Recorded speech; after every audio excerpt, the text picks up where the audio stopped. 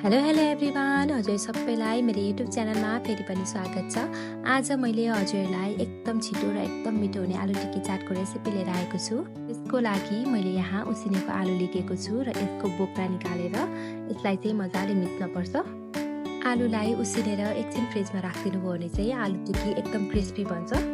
यसमा मैले हरियो खुर्सानी राखेँ, नुन पनि राख्दैछु। त्यसपछि मैले रातो खुर्सानी राखेँ र त्यसमा मैले थोरै चाट मसला पनि राखेको छु। थोरै मसला राखेर बनाउँदा पनि आलु टिक्की एकदम मिठो हुन्छ। यदि हजुरलाई हाल्न मन लाग्छ भने हजुरले प्याज पनि राख्न सक्नुहुन्छ। त्यसपछि मैले यहाँ 2 चम्चा चामलको पिठो राखेको छु। यदि हजुरसँग कर्नफ्लोर छ भने हजुरले कर्नफ्लोर पनि राख्न सक्नुहुन्छ। चामलको पिठोले चाहिँ एकदम क्रिस्पी बनाउँछ आलु टिक्कीलाई। चामलको पिठोलाई पनि एकदम मजाले आलुको मसलामा मिक्स गरिसकेपछि मैले चाहिँ यहाँ गोलो गोलो सेप लिएको छु। हजुरलाई जस्तो सेप मनपर्छ हजुरले टिक्कीलाई त्यस्तै सेप दिन सक्नुहुन्छ। त्यसपछि अब टिक्कीलाई फ्राई गर्नको लागि मैले चाहिँ यहाँ तेल लिएको छु। त्यसपछि मैले थोरै चामलको पिठोमा फेरि पनि टिक्कीलाई यसरी डिप गरेर तेलमा फ्राई गर्दैछु।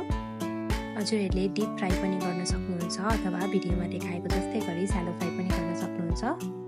ग्यास चाहिँ हामीले मिडियममा राख्छौँ। धेरै सानो बनाउनु पर्यो भने चाहिँ टिक्कीले सबै तेल सोस्छ र एकदम ओइली बन्छ।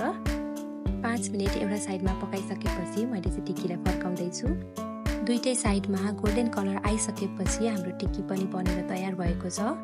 त्यसपछि मैले एउटा प्लेट लिएँ र त्यसमा 2टा टिक्कीलाई यसरी हल्का दबाएर राख्दैछु। अब यसमा मैले थोरै निम्कीलाई हातले फुटाएर राख्दिएँ। त्यसपछि मैले यसमा दही राखेको छु। अब यसमा मैले 2 चम्चा जति गुलियो चटनी राखेँ। माथिबाट थोरै धुलो खुर्सानी र चाट मसला राखिसकेपछि मैले यसमा राख्दैछु एकदम मसिनो गरी बनाएको प्याज र धनियालाई। अब माथिबाट भुजियाले सजाइसकेपछि हाम्रो चाट बनेर चाहिँ रेडी भएको छ। एकदम सजिलोसँग घरमै राखेको सामानबाट यो बनेर रेडी हुन्छ। हजुर पनि बनाउनुहोस्, खानुहोस्, इन्जोय गर्नुहोस्। अनि हजुरको थोरै माया सपोर्ट मागेको छु। मलाई लाइक, सेयर एन्ड सब्सक्राइब गर्न नभुल्नुहोला। Thank you.